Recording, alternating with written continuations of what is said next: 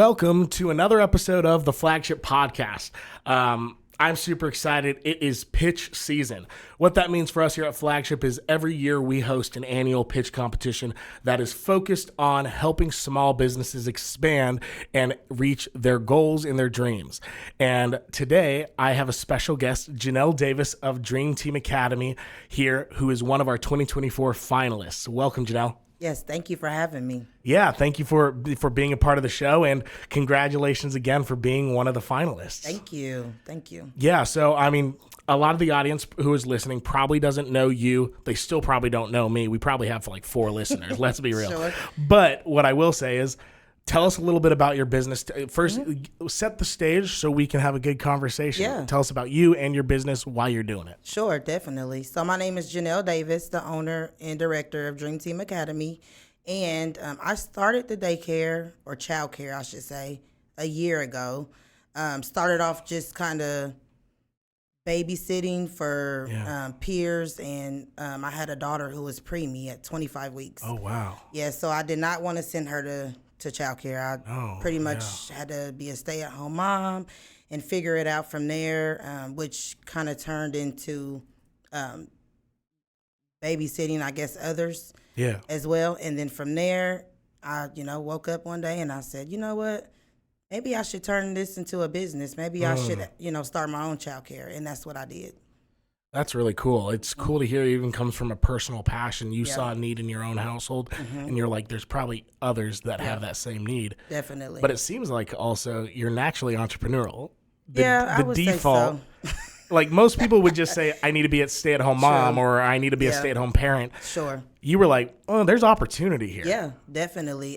There's a great need. And once I started to see that others were in the same spot as I was, other parents, I should say, I knew it was a need. So it was definitely a good business, but also I had passion for what I was doing. So I didn't really look at it as much as business in the beginning. Sure. It was just kind of, I'm doing this because it's something I need to do. There's a need there. But then that's where the business stepped into play. No, that's really cool. Yeah.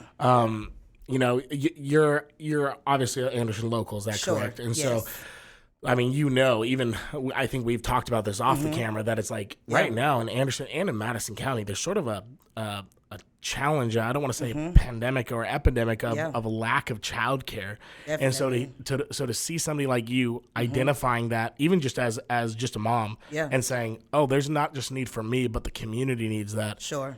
That's an exciting thing. Yeah. Definitely. So tell me how that transition took place. So going from okay, you have your little one, and now you saw that need, you needed it yourself, but then how did you? Is this the first business you've started? Well, no. I come from both my parents are entrepreneurs. Okay. So that's kind of the the background. It's in the family. Yeah, it's in the family. Before we get too far, what did they do? Yeah, so my dad he started off as a small courier business 30 years ago. And it's funny because still to this day, just yesterday we had this conversation and he talks about how everybody laughed at him back then. And currently now he has 2 box trucks, which he's partnered with Borg Warner. Okay. And he does a lot of business with them daily, Monday through Friday. And he's had the same route for 25 years, I believe, or more. So that's what he does. My mom, she was a beautician. So she owned a beauty salon for 30 plus years. Was that all here in Madison County? Yep, all in Madison County. And you are born and bred. It is here. Okay. I am. Yep. That's really cool. Yeah, definitely. Okay, so both of them had it. Yep. And so it was just in your blood. It was just there. Okay. It was just there. Okay. I may not have seen it, until I got the idea of what it is I wanted to do. Because I never wanted to do something that I didn't want to do. Just because it was a business. Sure. It was something that I wanted to be passionate about, and childcare has definitely took me there. Okay, and so you said this isn't the first business. So what was your first business, if you don't mind me asking? So my first business, I tried to piggyback off of my father, and I started a courier business. Very cool. Just an extra vehicle I had. I would go and do deliveries, pharmaceutical deliveries. Okay. From the pharmacy to the nursing home and vice versa.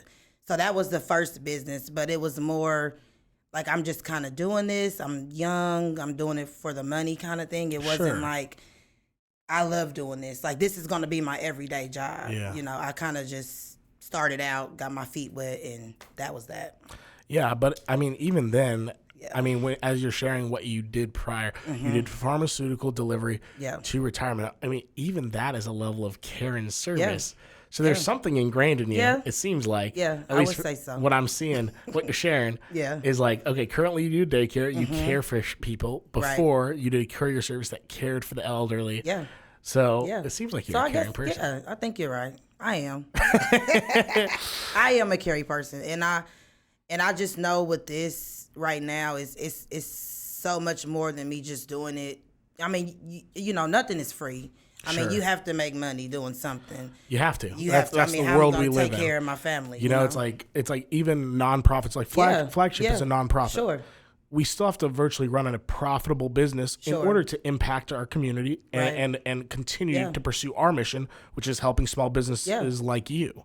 And so you're totally right. It's like, as much as people want to say, oh, you know, just serving, it's like there is truth to that. Right. However, we also got to keep the lights on. We got to be good stewards, and we got to pay our bills. Yep, that's correct. So before, I have a lot of questions. Sure. You got some cool stuff going on. But just on a personal, I have a 1-year-old named Florence, little girl. Yeah. And so she was early and not a preemie. How was your little girl? What's her name? So Mulan. That's my warrior princess. There we go. That's her name. Okay. How old is she now? She will be 3. Her birthday's on Valentine's Day. 3. That is really cool. Yeah, I had her on Valentine's Day. Okay. 2021, 25 weeks.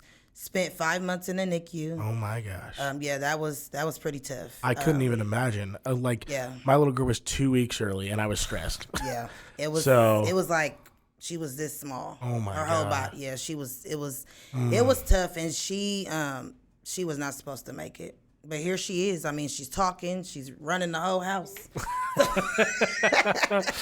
No, that's incredible. It's a joy to watch her grow. Yeah. I remember that moment of watching my little girl be born, and it's just it's a miracle. Yeah. Like I don't care who's listening. I believe in a good God. Yeah. And He is very creative. Agreed. And seeing the miracle of birth and little people coming into this world. Yes, it's a blessing. Oh, so to not even like my little girl, she's always been small, but to imagine like 1 pound. Oh. 1 pound, 15 ounces. To be exact. She was 5 pounds, so not too much bigger, but. Yeah, she was 5 pounds when she came home. Oh my gosh. So just from those 5 months, it took her 5 months to gain. Yeah. I mean, it was tough. I mean, blood transfusions, the whole 9. She had to go through. So I'm very grateful that she is where she's at today. Totally move on. What a warrior. That is amazing. It's taken a tribe to get here, but we're here. No, that's that you hit on something strong right there. It's taken a tribe. That's life. Yeah. It takes more than just us. If we ever get to a point, of I personally think it's a point of pride where we're like, I can do it all by myself. We're missing out on something. Yeah. And I think ultimately shooting ourselves in the foot, so to speak, of like we don't need others. It's like no, we very much need others. Yeah, you do. I mean, to get there, you know, you may think you can do it on your own, but what about your support system? You know, what about 100%. You know, people in your ear telling you things that you need to hear, and which, you know, things you may not want to hear, but you need to hear. You know, you need those people.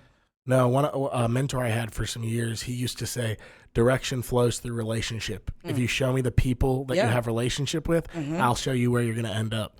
And it's true. I look back at my community that whether I can say was happenstance or the Lord opened up a door to build a community or wherever it was like those are some of the people that pulled me out of the darkest times, out of the hardest times.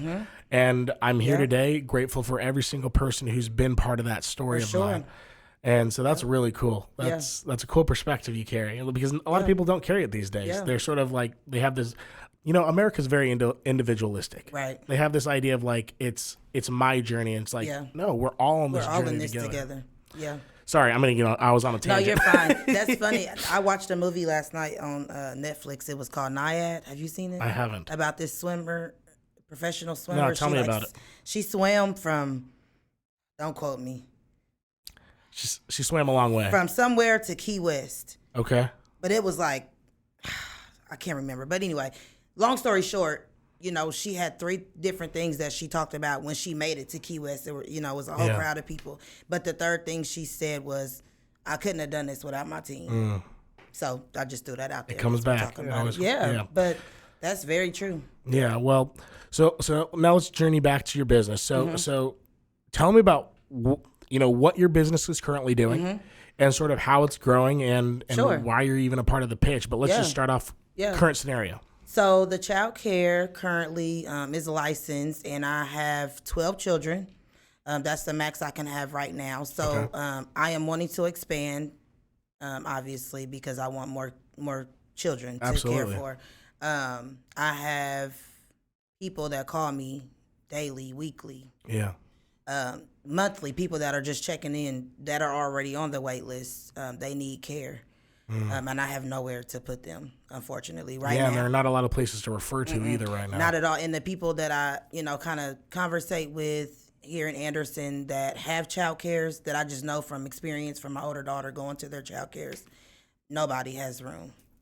So I may say, here's a child care that I would recommend, but same issue with them as well. There's no room for they're full.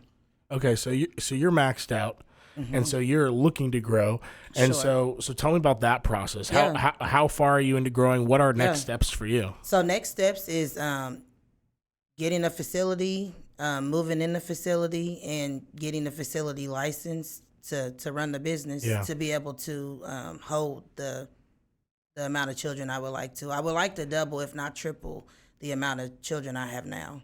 That's really cool. So I would like to go to 12 to 24 to 36. That's my goal for the next year. Yeah, and for a community, we're not a huge community. We're we're not Indianapolis or somewhere like that. Right. And so for a community our size, that's a huge need. Definitely. Again, currently me and my wife both work full-time jobs. We have a 1-year-old. My wife is pregnant currently. Right. And so we got number 2 on the way when we're I guess one of us is gonna have to quit our job to be full-time parent. And to be able to afford childcare is another thing. It's a whole other thing. Yeah, it's a whole other thing. And so tell me a little bit. So you obviously you said you grew up here. Your parents are from here. So so this is home. So tell me about your experience of growing up here in Anderson and in Madison County. The goods, the bads, the uglies, all of it. Yeah, well, I'm born and raised from Anderson, Indiana. It hasn't been all bad. I mean, I went to Anderson High School, went to 25th Street Elementary School, went to Southside Middle School, which is not a thing anymore. Okay. It's now APA, I think. But APA. Yeah. So then went to Anderson High School, graduated from there, went to college. Where'd you go to school at? College. Yeah. So I went to IPFW in Fort Wayne for 2 years, but then I moved back home. Went to Ivy Tech and graduated from there. Congrats. And now I'm back in school. Very good. For early child education. Okay, and where are you doing that through? Ivy Tech as well. Ivy Tech I'll be done with that. Quick shout out to Ivy Tech. I don't know if we're allowed to do that, but I'm going to do it because I'm from Southern California, and I almost flunked out of junior or out of high school multiple times. I was a problem child. Came from most of my childhood was homelessness and a lot of troubles. Yeah. I flunked my freshman year, had to retake it. I graduated high school with maybe a 2.0 GPA, somewhere in that ballpark. Yeah. College was never a conversation for me. Right. But community college is what allowed me to get to actually build who I am as an adult. Yeah. From there, was able to transfer to university and eventually got my master's and again, blessed, thank the Lord for his graciousness and mercy on me.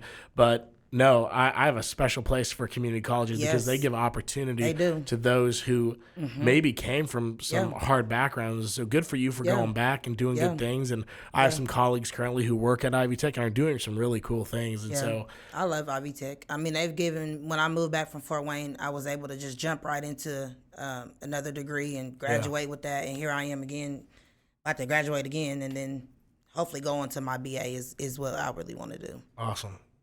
And it's 100% free. Can't forget to mention that. There we go. Yeah, I don't know how that works. Don't look at my debt. So let's not talk about that one. Yeah.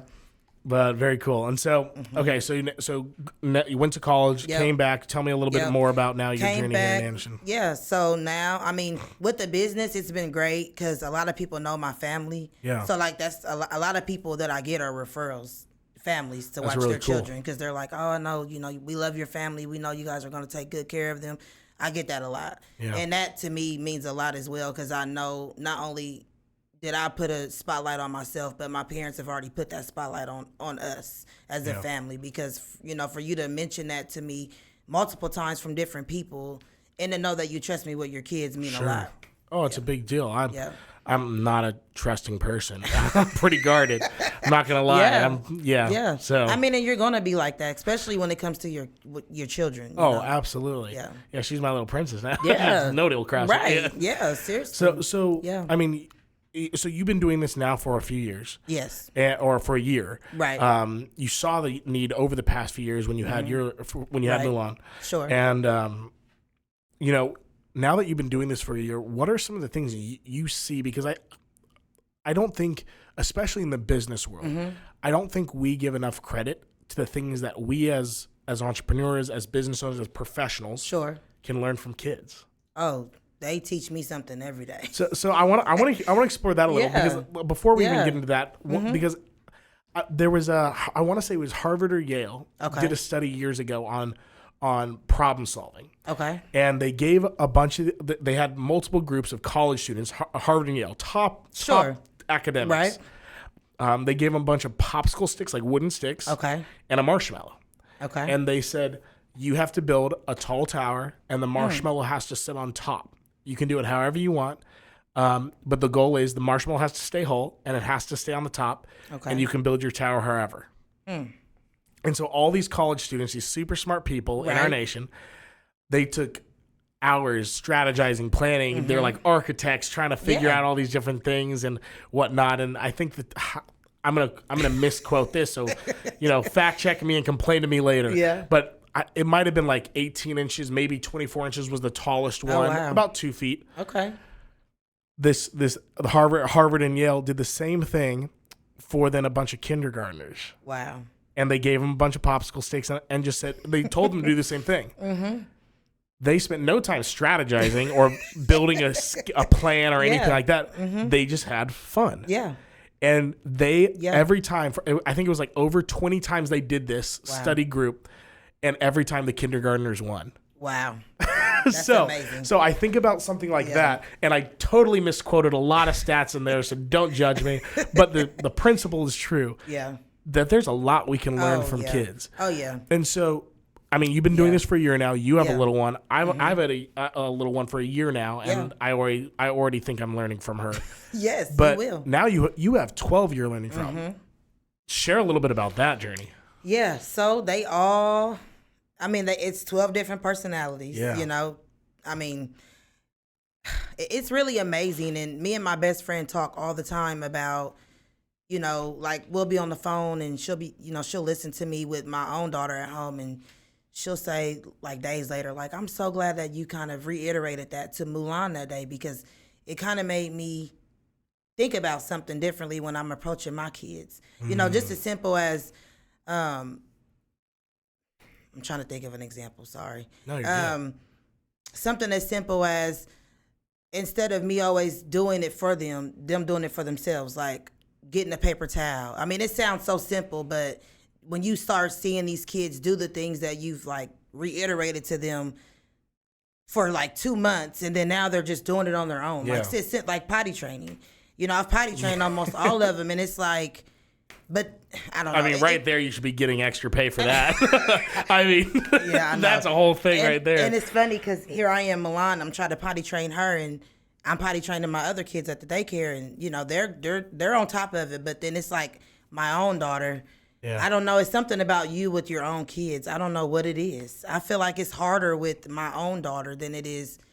And maybe it's because I'm at home and she's by herself. We're working on it, and at the daycare or the childcare, it's 12 other kids doing it too. So she's gonna want to do it because of them. Everybody else is doing it. Right. But long story short, you do learn a lot from them, and it's just nice to watch them pick up on things that you've been going over. Even ABCs, 1, 2, 3s. Now I can pull out alphabets and they know them all. Just as simple as learning, just because you've reiterated that to them so many times. But I mean, you learn a lot from children, and every day you learn something new. Yeah.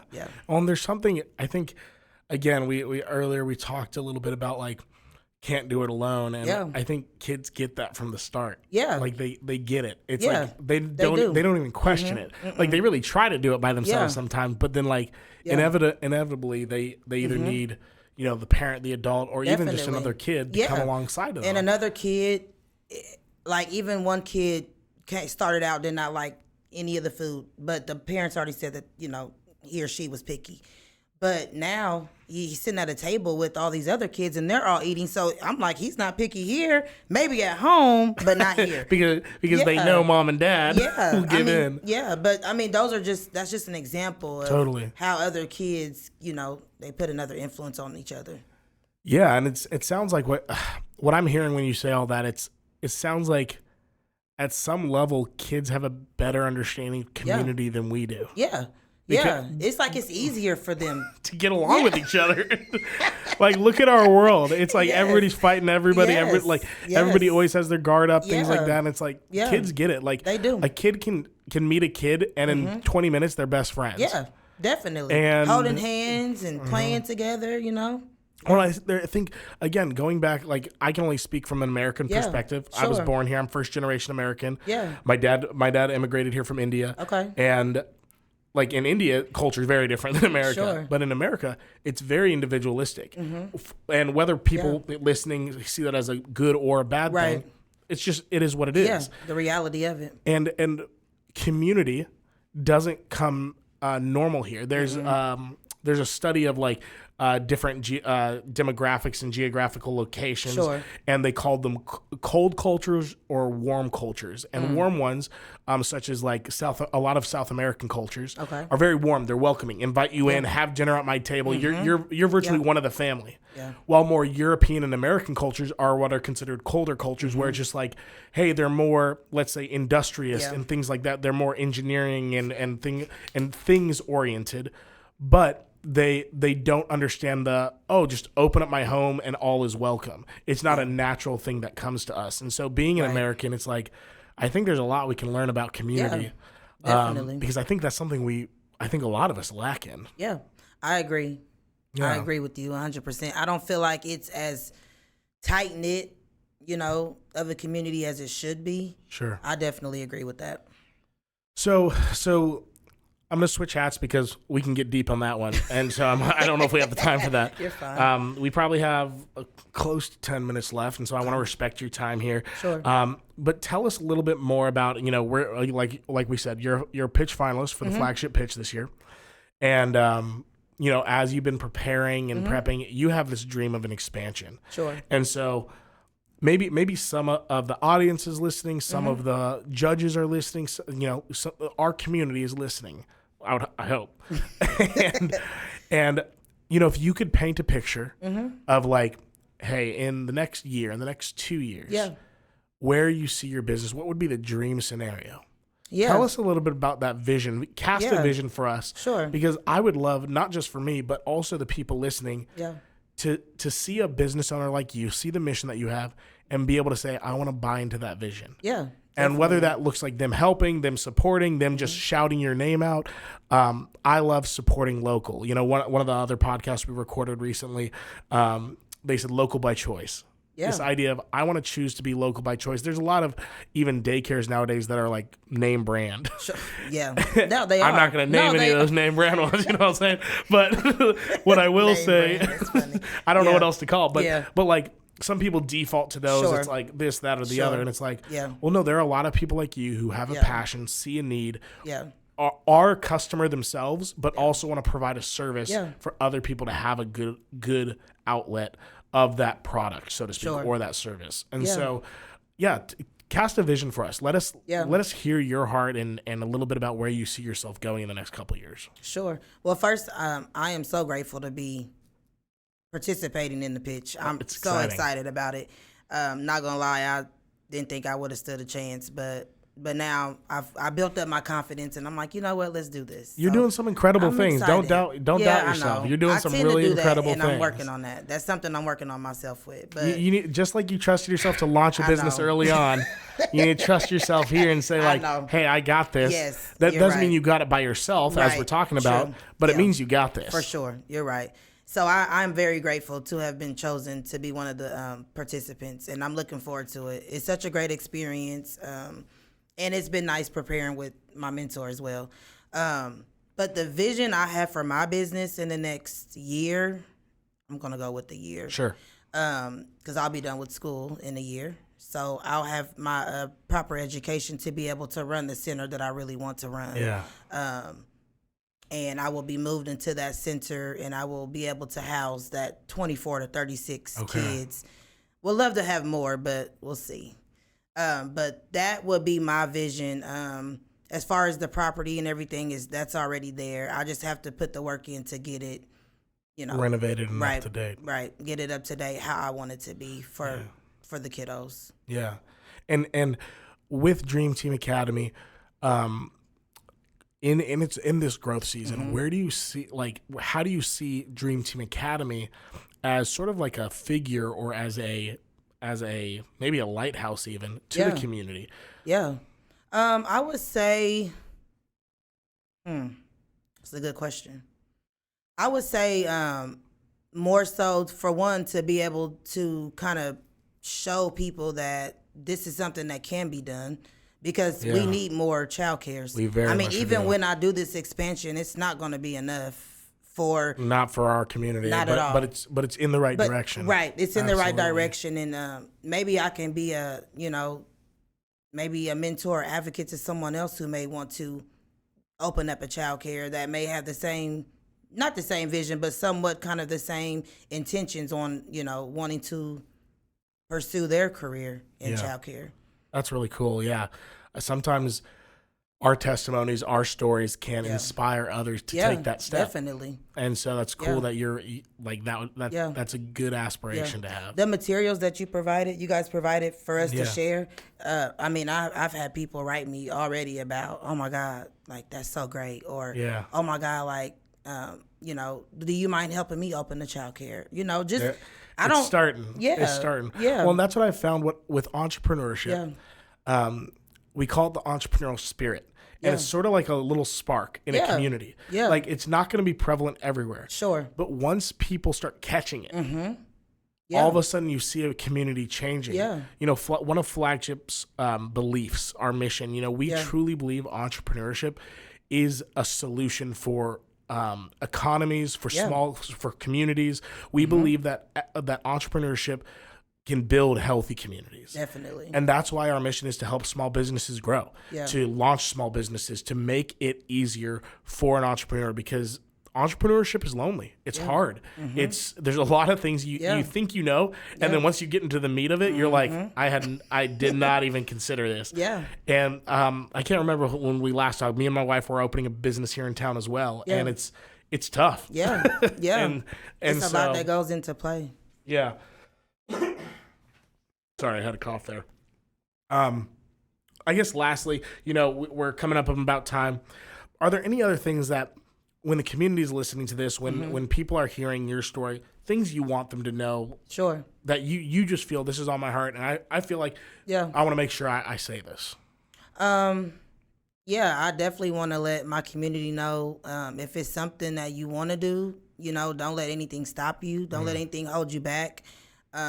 Whatever God has planned or, meant for you, don't let anything get in the way of it. I had a lot of roadblocks.